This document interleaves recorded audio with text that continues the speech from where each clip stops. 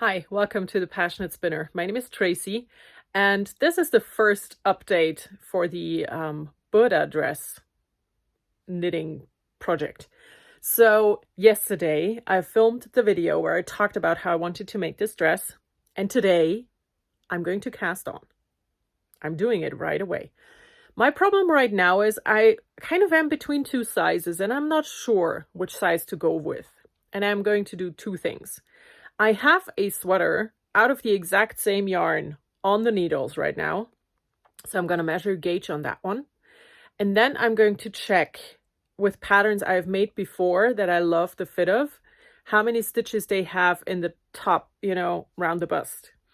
Because I think in the skirt, it doesn't matter if it's one size up or down. It's going to be super wide anyways. But for the top, I think that if it is too loose, it will look like I'm wearing a potato sack. So I'm gonna check that. I will find out the stitch count for the laneway dress, probably. And I will measure gauge on the sweater I have on the needles, and then it is go time. The pattern starts with a folded hem, which is not a secret. You can see that in the pictures. And it is one of those patterns where it says, knit that amount of rows, do a break row, knit that amount of rows again, and then start your pattern and seam it together at the end. I will not do that. I will knit it on. It's going to take forever, but I prefer that. So I'm going to do that. I also had some comments that I just should use two different ends of the skein of yarn to do a normal long tail cast on, and I'm going to do that as well. So I will not do the cable cast on. I will do the long tail cast on, and I will just use two skeins of the charcoal, one for the end tail and the other one for the working yarn, and then I'm just going to have one more end to weave in the end, or two, and I don't care. So yeah, let's do that. Measure gauge, find the other pattern, and then make a decision which size to go with.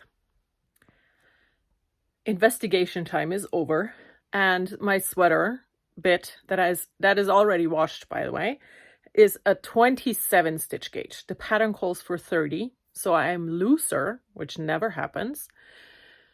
And the laneway dress, after I have to split arms and everything, has 252 stitches for my size. The dress version here that I'm talking about, the two versions I was, not sure between, had either 312 or 338. So considering that my gauge is also looser, which will result in a bigger finished object, I think I might go down to the size that will give me 286 stitches, which is still 30 more than on the laneway dress. Which will mean that I'm going to cast on the size 40 to 42. And that is for a 96 centimeter bust circumference. And I have 107. And I will have to cast on 576 stitches instead of 672. Is that smart? I mean, considering my gauge, considering that my yarn is a bit plumper, which results in the bigger needles and the bigger gauge, and the fit I want to have, and looking at the pictures and the fit that you can see, I think I want to do that. The problem is this is a bottom-up project. If it were top-down, I would just, knit how far I want and then increase more or not. But this is a bottom-up project. I don't know what to do, because if I fuck this up, that's going to be a lot of knitting.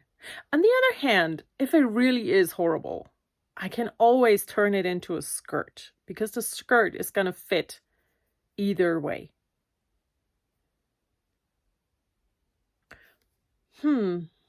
I need to decide. I need to make a decision so I can get started. Maybe I'll just do a bit of math. You know, I have 27 stitches. I know what I need to get. I need to get at least 107, right? For a perfect fit. So if I do my math and I have 27 for 10 centimeters, that means I need at least 270 for 100 centimeters, plus 7 more, that's almost 10. So let's say another 20. Yep, instead of 27, another 20 to get the 7 centimeters.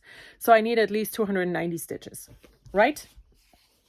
People who are good at math, what do you say? Now let's check the pattern again. Come here. So the size down is 288. And I just said I need at least 290, right? And the next one up is going to be, oh no, sorry, it's 286 or then 312. Based on my math, if I want to go with a bit of positive ease, I'm going to go with the size that results in the 312 stitches. And that is size 44 for 104, which was, you know, the one I was leaning towards. So I need to cast on 640 stitches. Okay. I really hope my math was right. But we will find out, I guess. So let's cast on 640 stitches. Yay! I had an idea. So I just established what size I need. And we established also that I'm going to do a long tail cast on after all with a second skein of yarn. I also said that I wanted to knit my folded hem onto itself. What if I use the white for the second thread? So that will give me a white edge to pick out the stitch from for knitting the hem onto itself, instead of having to knit black on black. Is that smart? Or is that just me being weirdly complicated? I just kind of feel like I will see it so much better. And after the folded hem, you knit in white anyways, so that white will just blend in on the inside, you know? I think that's what I'm going to do. I'm going to use the white for the second thread, so that the absolute bottom edge will be white, and I'm going to have to pick up the white for knitting the thing together. If you have no clue what I'm talking about, I'm sorry. I'm not sure I can explain it better. You need to have done a folded hem before. If you have not, I do have a tutorial on my Patreon. I know that for sure. It's for a folded neckline, but I think that's what I will do. I will use a contrast yarn to make my life easier later. I hope. It's a day later, and I'm doing it. I took off the labels of the yarn. I'm going to use the black for, you know, the actual working yarn, and the contrasting white for the cast on edge. Like I said in yesterday's clip, I have my needle, I have stitch markers. I could not find a row counter.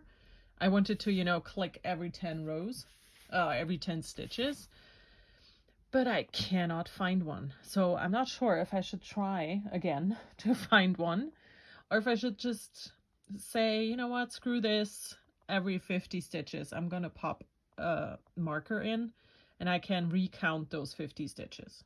You know, I think the urge to find a row counter is just another way of procrastinating this cast on, which I have been doing. So I'm just gonna go without, and I'm gonna get started now. Wish me luck. Only 672 stitches, you know, it's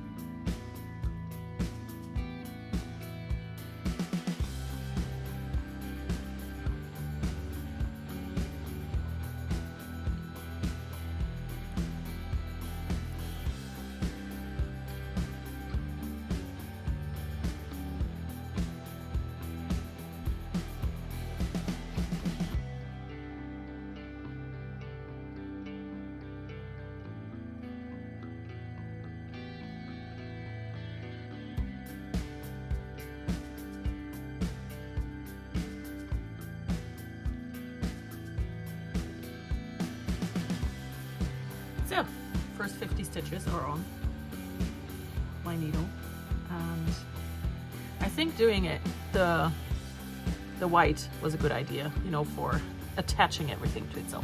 So I'm gonna now cast on the remaining 622 stitches, and then we'll get started.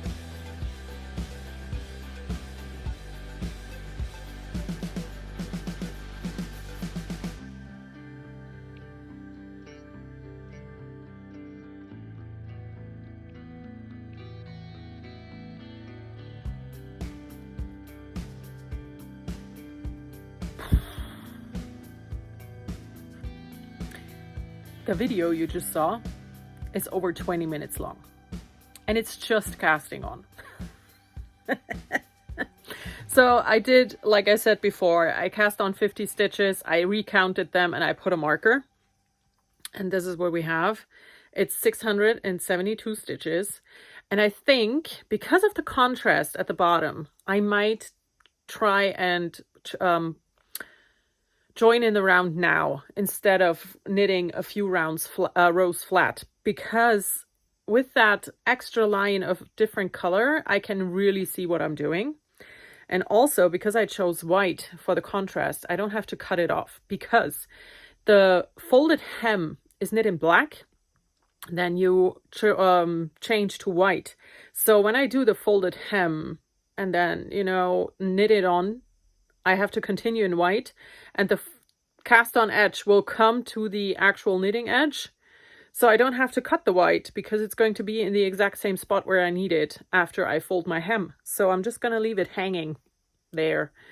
But yeah, I mean, whew, that is a lot of stitches cast on, you know, but they're cast on. It's done. I've started. It's officially on the needles. I think I'm good to go. I have laid it out in a way that the white is pointing to the inside of the, you know, and the black outside, and I cannot see a twist in there. So I'm just gonna go for it and hope for the best, right? I mean, it's all I can do, right? So let's just take the plunge and start. It is a week later since last we spoke and since I cast on the dress. I am in my studio today, and I just decided to work on the dress for a little bit. And so I was standing over there looking at my shelves for no reason whatsoever. And when I was looking for the magazine that held the pattern for the dress, I looked through that shelf many times. Guess what was right on top of everything? I found it. It did turn up in the end. So yeah, here it is, finally, a picture in black and white. Not in black and white, and not in tiny, and not in an imaginary way. Here it is. This is the dress we're talking about. And I will flip the camera around so I can actually show you the pictures that are in the magazine. So here they are. This is the same one that's on the cover. And here you can see the one thing I need to change about this pattern, and that is having this line sit on the hip bone. That will make me look extremely round in the middle.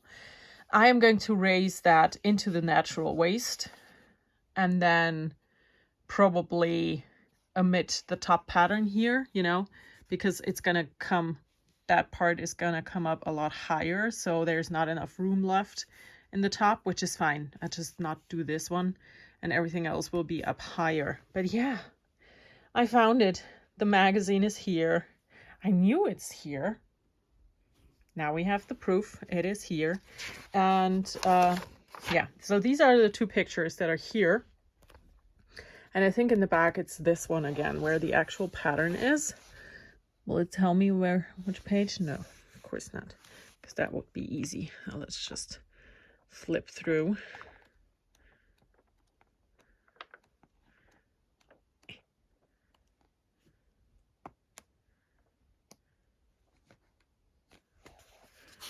Oh no. Which number is it? Here it is. I actually put in a marker. Okay, so here it is. So that's the only picture that's back here. And that I already showed you in teeny tiny and black and white. So yeah, it's here. It's here. Also, just so you can see, that's all there is. That's the whole pattern for this dress. And I'm just super happy that I finally found the magazine. And yeah, I'm gonna knit on it now.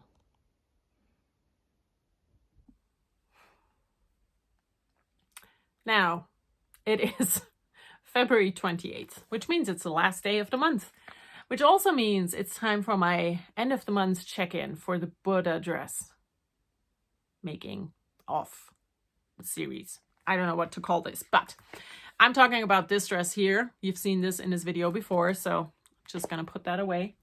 And it's confession time. I'm this far. I have not yet even finished knitting the hem. I have to knit another round and then a purl round and then change to larger needles and then knit a few rounds and then do the attaching. And I do procrastinate because of that. You know, I do not want to do the attaching, but I also really don't want to sew it down in the end. So yeah, it's bad, isn't it? It's been a month, a full month, and that is what I can show you. That is it. It's all. This has to change, because if I keep going at this rate, I will wear this for my 140th birthday, which I will probably not be here for. So, fuck. Yeah, I need to get my butt in gear and I need to work on this, because otherwise it's not going to happen. And I really want it to happen, you know? So, yeah. I'm a bit ashamed of my non-existent progress, but let's say I'm hopeful for next month to change this, you know, and get started for real this time.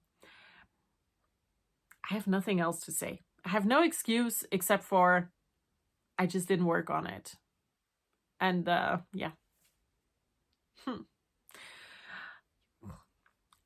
Yeah. I will see you in this series again at the last day of March, or on the last day of March. And for a new vlog. I filmed, you know, throughout the months whenever I worked on it, which evidently wasn't very often. But I want to keep these as vlog style videos. So every time I start working on it or I have something to show, I will start a new video. And I'm going to start my new video tomorrow on the 1st of March. And I will finish it on the 31st and upload it for you all to see my progress. And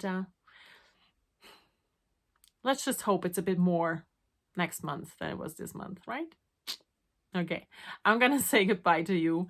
Remember, I decided to put this out as a real knit along. We are calling it the Be Brave Knit Along. The hashtag for that is hashtag TPKS_BeBraveCal. So if you want to join, please use that on Instagram so I can see all the things you're doing.